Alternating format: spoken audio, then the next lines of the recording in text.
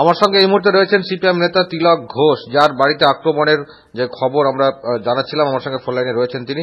তিলকবাবু, কি অ্যাকচুয়ালি হয়েছে ঘটনাটা আমাকে বলুন তো। ঘটনা হচ্ছে গতকাল রাত্রে 12:30 থেকে 12:35 হঠাৎ করে আমার একটা টিনের বারান্দা আছে, বুঝলেন, দুমদাম করে সেখানে খুব ঢিল পড়ার মতো শব্দ হয়, ভীষণ জোরে জোরে। হ্যালো, হ্যাঁ বলুন। এবারে শব্দ হয়, এবারেতে আমি বারান্দা থেকে ঢুকেই যে রুম, সেই রুমে শুয়েছিলাম।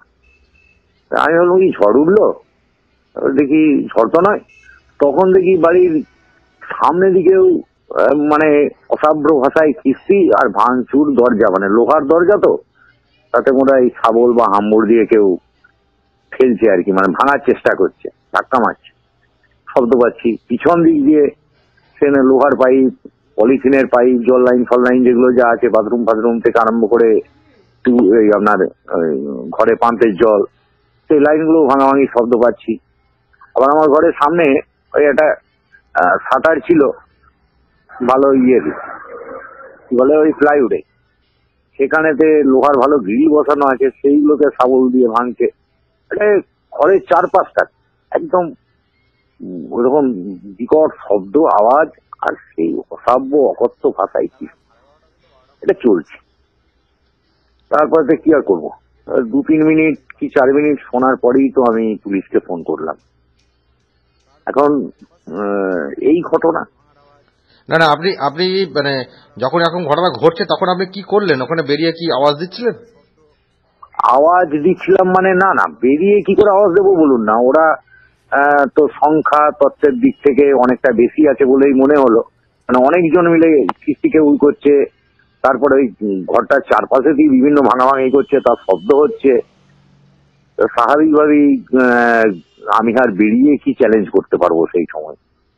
এককভাবে তো কি আর চ্যালেঞ্জ করা যা সম্ভব? কোনো আওয়াজ করছিল, ডাকাডাকি, যেখান থেকে হয়তো গলা চিনতে পারবেন? নানান রকমের খিস্তি খেউড়। আমি যে আওয়াজ থেকে চিনতে পারছেন গলা, এরকম কিছু চেনা গলা?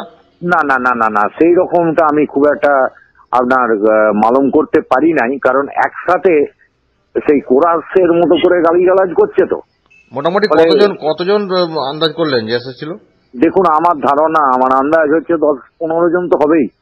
এবং গালাগাল তো দিচ্ছিল, তার সঙ্গে কি ভোট নিয়ে কোনো কথা বলছিল, যে ভোট করা ভোট? অবশ্যই অবভিয়াসলি। আপনার কাল থেকে রাস্তায় বেরুলে চোখ তুলে নেবো, খুন করে দেবো, তারপরে আর যা সব মা বাবা তুলে অ্যাডজেক্টিভ দেওয়া যায়, সেইগুলো সবই ওরা বলছিল। আপনি কি এর মধ্যে প্রচারে নেমেছেন একবারও? আপনাকে আমি প্রসঙ্গত একটা কথা আগে বলি, প্রচারে তো নেমেইছি।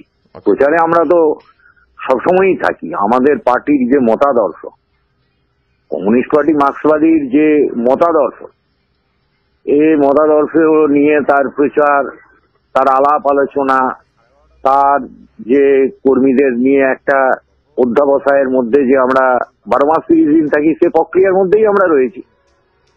এবারে ভোট টোটেলে স্পেশালি আরো কিছু কর্মসূচি তার সঙ্গে যুক্ত হয়ে যায়।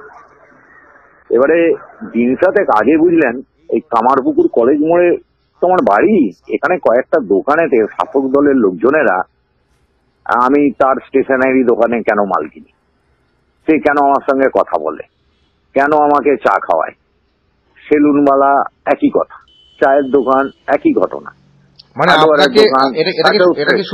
এটা কি শুধু আপনাকে করা হচ্ছে না, আপনাদের মতো আরো অনেক নেতা কর্মীদেরকে এরকম বয়কট করা হচ্ছে? আমাকে এই দোকানদাররা, আপনারাও এসে কলেজ মোড়ে অনেক দোকানদারের কাছ থেকে খোঁজ নিলে পাবেন যে আমাকেই টার্গেট করে আমাকে মালপত্র বিক্রি যাতে তারা না করে, আমাকে বসতে যাতে না দেয়, আমার সঙ্গে কথা যাতে না বলে, এই ধরনের একটা হুমকি সেই সমস্ত দোকানদারকে দিয়েছে।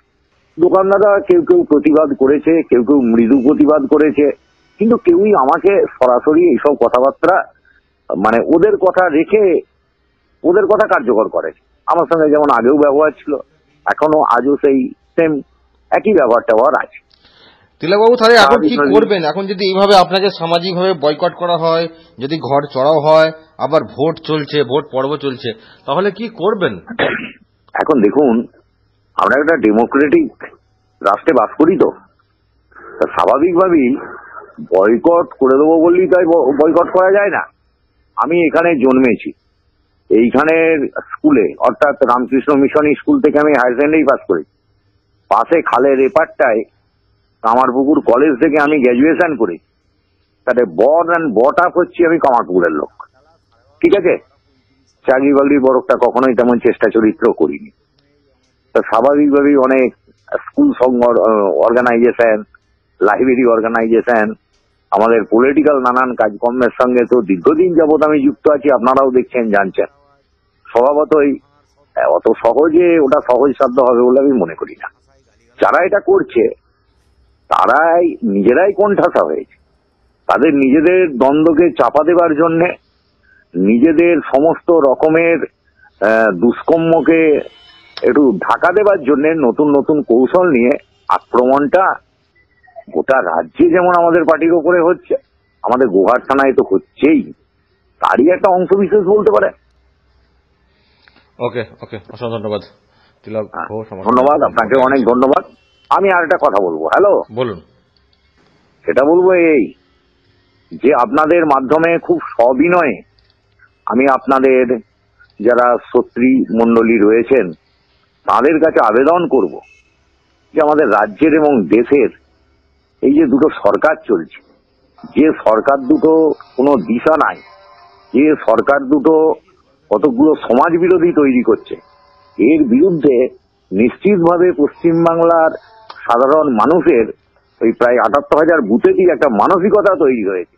এই ভয়ে ভীত শঙ্কিত হয়ে আজকে সিপিআইএম এর কর্মী সমর্থক দরদিদের ওপরেতে শাসক দল নানান ধরনের আক্রমণ করছে। এই আক্রমণ মানুষ নিজের ভোট যদি নিজে দিতে পারে, 11 সালের মতো প্রশাসনিক ব্যবস্থা যদি থাকে, 6 সালের মতো যদি প্রশাসনিক ব্যবস্থা যদি থাকে নির্বাচন কমিশনের, তাহলে দাদা ওই বয়কট ফয়কট হুমকি হামকা যা চমক চমক চলছে, ধমক, সবই শেষ হয়ে যাবে।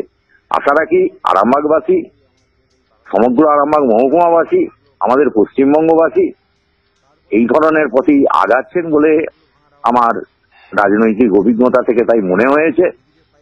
তাই বাংলার মানুষকে বলবো, রাজ্যবাসীকে বলবো, এদের কীর্তনগুলো আপনারা দেখুন, উপলব্ধি করুন, তারপরে আপনারা সিদ্ধান্ত নিন। ধন্যবাদ। অসংখ্য ধন্যবাদ তিলক ঘোষ, আমার সঙ্গে এতক্ষণ ফোন লাইনে ছিল। তৃণমূল এমন একটি দল, তাদের আদর্শ, তাদের সভ্যতা, তাদের সততা, তারা চিরকাল তাদের ধরেই থাকে। আর সিপিএম তো এখন মরে গেছে, সিপিএম তো কমাতে চলে গেছে। তাদের প্রতি তৃণমূল আক্রমণ করতে যাবে কোন দুঃখে?